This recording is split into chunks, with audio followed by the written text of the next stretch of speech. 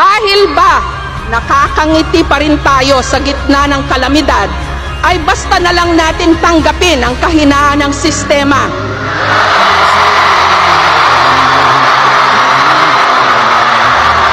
At mga katiwalian, habang tayo'y patuloy na nalulubog o nalulunod,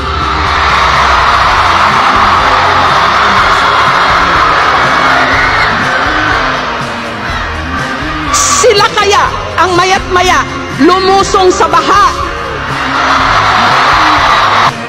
Nakikitaan ko ang inyong henerasyon ng pag-asa.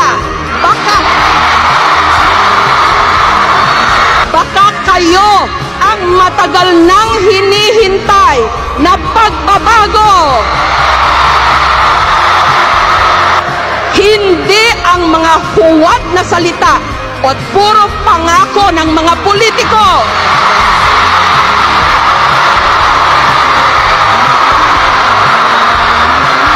You guys have proven that with your tools, skills, and savvy, you are powerful.